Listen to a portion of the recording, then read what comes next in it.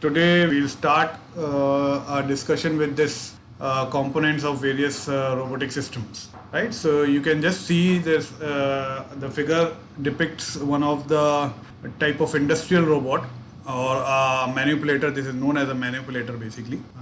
Manipulator in the sense whose base is fixed. So you can see there is a base.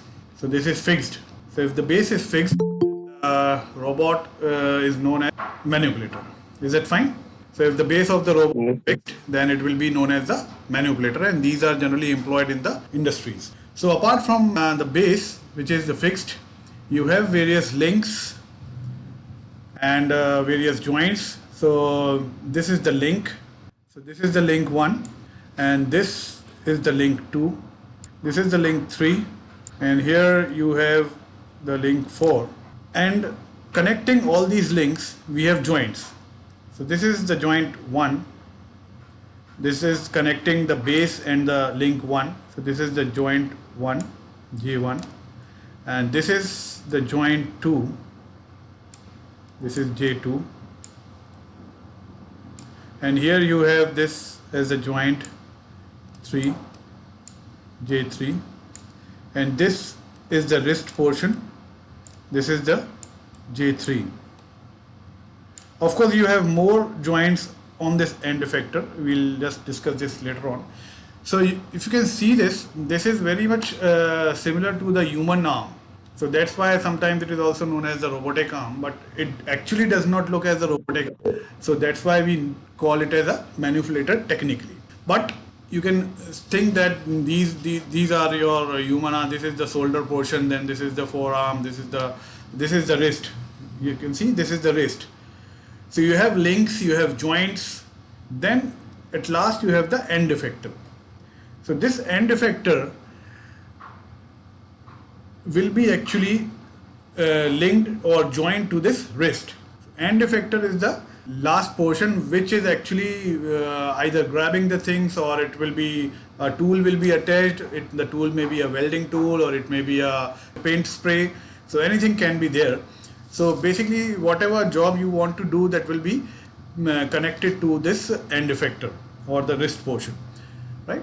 So apart from this base, these links and joints, this end effector or the gripper. Gripper is also, you can think of the gripper as your hand gripper, right? The gripper like you have in your hand, so you can grip the things. Similarly, you have the wrist, which is similar to your hand.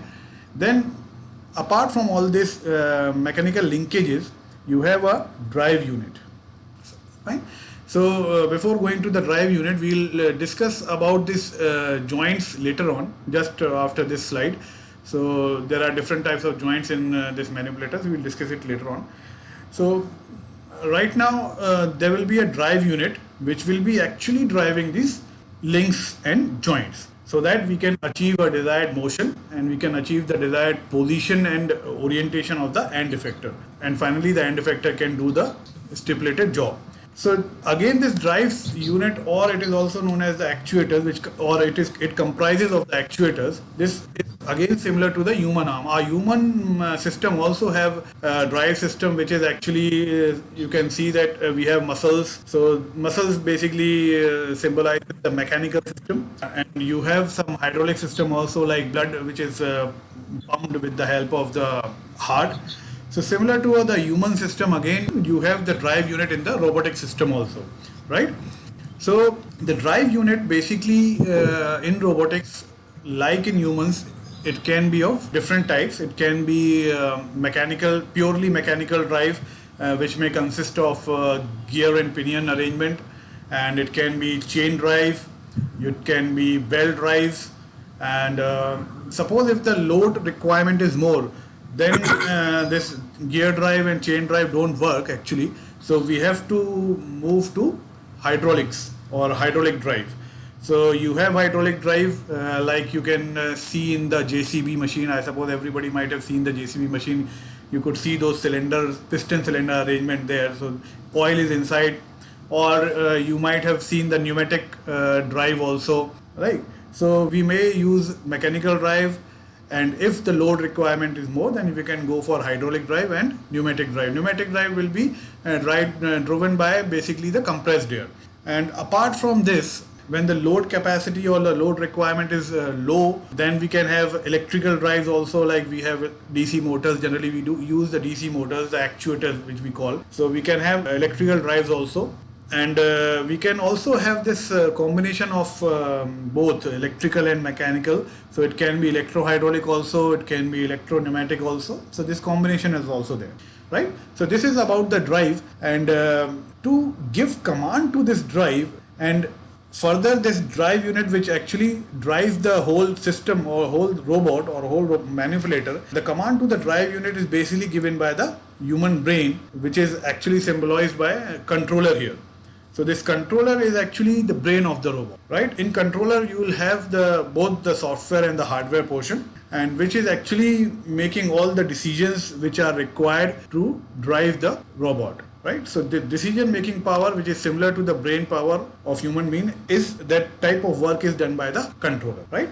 So we have this drive and actuator, and then we have this controller. Then the most important nowadays is because we are not actually dealing with the hard automation which we were earlier dealing. Hard automation means there are fixed sequence of steps, and that particular machine actually executes those steps, and it cannot be manipulated later on while the machine is working, or it cannot be changed. So we are not much using hard automation. They are specifically used for specific purposes, but nowadays we want intelligent robot, right? And we want that our robot should be intelligent. It should collect the information.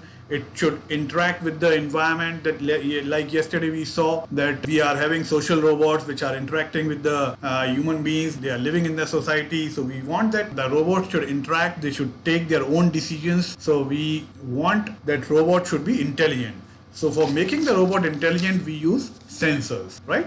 So basically the sensors are required to collect the information from the environment, so that we can drive the control unit and we can make the robot basically intelligent. Basically you can understand this sensors to be as a feedback system, right? The robotic system or the control system is basically using, getting the information with these sensors, and the control unit will be actually processing those information, and it will be accordingly taking the decision, and that decision will be passed on to the drive unit, and the drive unit will be driving the links and the joints, and the desired job will be done.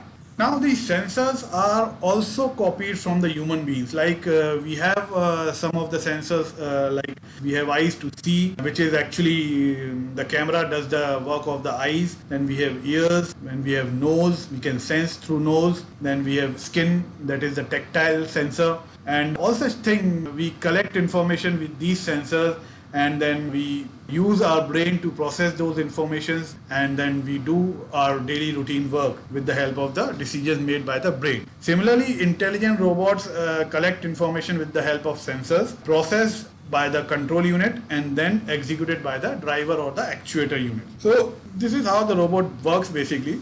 Now talking something more about sensors, actually we'll discuss each and everything in detail in the coming lectures, but just to give a gist, sensors are basically internal sensors and external sensors, right? So internal sensors are basically used to operate the drive unit, and external sensors are specifically employed for collecting the information. So the internal sensors which actually operate the drive unit are like position sensors, you have velocity sensors, you have acceleration sensors, you have moment sensors or force sensors, and you have gyroscopic sensors. So these are internal sensors, but external sensors, like you have camera, you have infrared sensor, you have range sensor, you have proximity sensors.